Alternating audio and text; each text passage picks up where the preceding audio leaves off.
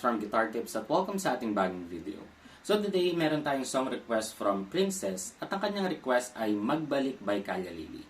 At sa kantang to, halos pare-parehas lang yung ating mga chords bukod na lang sa ating refrain at ang ating instrumental. So before tayo mag-start, ang bilang ng string natin ay 6, 5, 4, 3, 2, 1.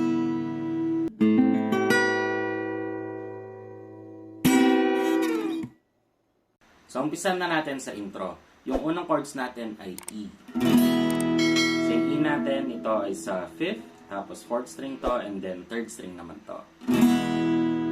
Ang next chords natin ay B sus 4. So, yung B sus 4, komplikado siyang pakinggan, pero madali lang talaga siya. So, ito ay sa 5th string, tapos ito ay sa 4th, and then 3rd string to. Tapos, iwan nyo ng open itong 1st and 2nd string. Pero i-strum nyo pa rin siya. Okay? At ang next chords natin ay C sharp minor. So yung C sharp minor natin, dito tayo sa 4th fret. So 1, 2, 3, 4. Tapos itong ituturo nyo sa 5th string hanggang 1st string. Tapos ito ay sa 4th, 3rd string naman to, and then 2nd string to. Alternatively, kung hindi nyo kaya yung ganito, pwede nyo gawin yung shortcut natin. So, ito, 3rd string, 2nd string, and then 1st string. Tapos, strum nyo na lang yung 3rd string hanggang 1st string. At meron pang isa, kung hindi nyo pa rin, or kung ayaw nyo yung ganito, pwede nyo rin nang gawin ng ganito, katulad nung B sus 4 natin. Gawin nyo siya dito, na open yung ating 1st and 2nd string. Pwede rin yan. Okay? Next chords natin ay A sus 2. So, yung A sus 2 natin, ito ay sa 3rd or 4th string, tapos ito ay sa 3rd string. And then, iwan nyo pa rin ng open tong 2nd and 1st string. Okay? Tapos, itong buong chords na to, uulitin natin ng 2 beses. So, yung strumming pattern naman natin dito ay down, down, down, down, up, down, up. Pero pag nandun na kayo sa pangalawang ikot, yung last chords natin, yung A sus 2, ang strumming niya dito ay down, up, down. Tapos, pupunta na siya ng verse. Okay? So, para mas madali nating matutunan, sabay-sabay nating practice. 1, 2, 3, go.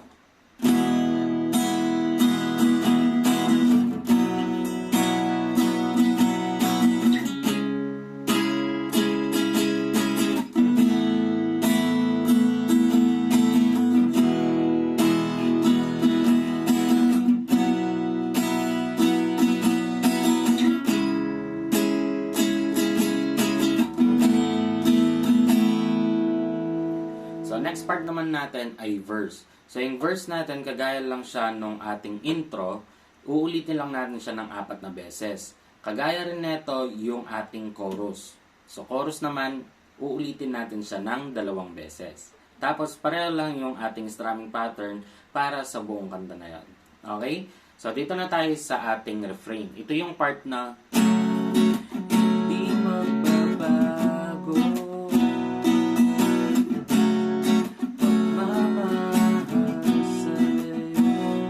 So, yung mga chords natin doon ay F sharp minor. So, yung F sharp minor natin, itong hintuturo, dito siya sa 6th string hanggang 1st string.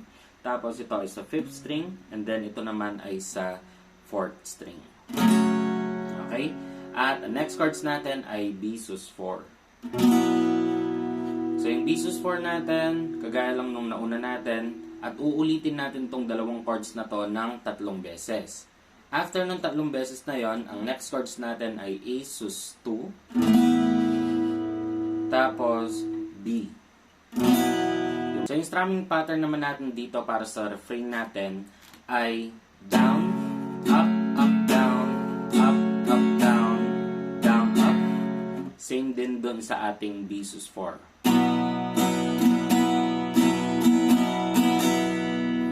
Tapos, after nung 3 beses na yon, di ba pupunta na tayo sa A sus 2. Yung strumming pattern natin dito, babalik na siya dun sa original pattern natin.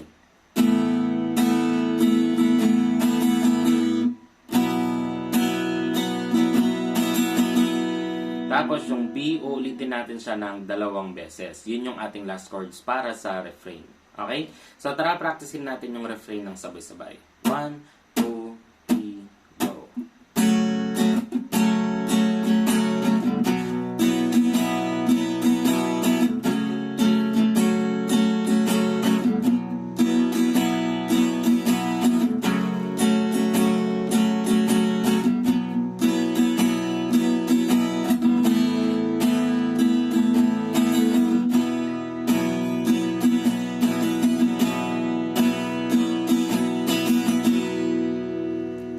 So after netong refrain natin, pupunta na siya ng chorus, tapos babalik ng intro at verse. So yung mga chords natin doon, pare-pareho lang, tapos refrain ulit, and then second chorus. So after ng second chorus na to, pupunta na siya ng instrumental. So ito na yung exciting part natin, magpapalit na tayo ng chords. So yung unang chords natin dito ay C sharp minor, tapos B sus 4, and then A sus 2. Then, itong next part natin, mabilis lang yung transition nito. So, yung unang chords ay C sharp minor, tapos D sharp minor. So, kagaya lang nito, ililipat nyo lang dito sa ating 6th fret. So, 1, 2, 3, 4, 5, 6. Tapos, E5. So, yung E5, kagaya lang nito, pero gagawin natin dito para mas madali yung access natin. So, ito ay sa 5th string, ito ay sa 4th and then 3rd string to. Okay? Tapos, F sharp 5. So, yung F sharp natin, ilipat nyo lang dito. Okay? So, ito na yung ating 10th fret or 9th fret. So, 1, 2, 3, 4, 5, 6, 7, 8, 9. Kagaya lang nito, ilipat nyo lang dito.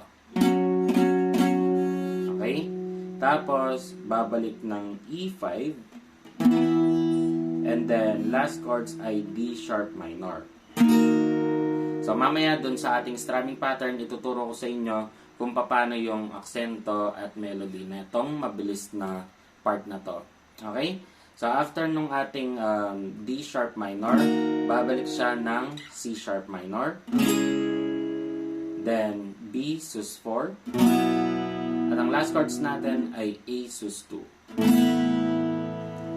So, sa strumming pattern naman tayo. Itong unang line na yan at yung pangatlong line na yan, yung mga naka-yellow na yan, ang strumming pattern natin dyan ay kagaya nung ating mga nauna.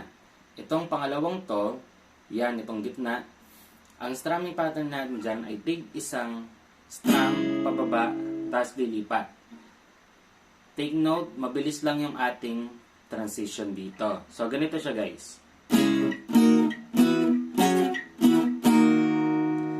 Okay? Yung aksento niya kada lipat, pare-pareho lang, bukod na lang dito sa dalawang last chords. Yung E5 at yung B minor or D minor. Mas mabilis yung transition natin dito. Okay? So, babagalan natin. Practicein natin ng sabay-sabay. 1, 2, 3, go.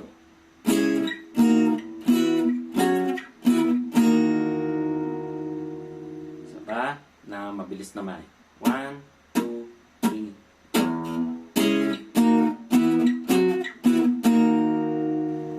So, tara, practicein naman natin ng sabay-sabay yung buong instrumental.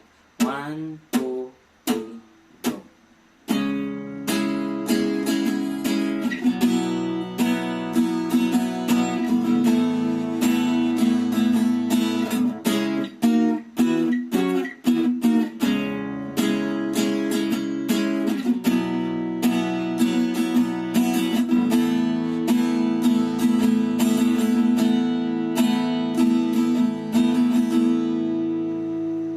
So, ganun lang kadali itong kantang to, no? At kung gusto mo yung mga ganitong kadadaling guitar tutorial, mag-subscribe ka na at i-hit mo na yung notification bell para hindi ka mauli sa ating mga videos.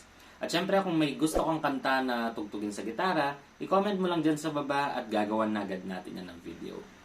So, hanggang dito na lang tong video ito. Maraming salamat sa panonood at muli, ako si Max from Guitar Tips and peace out.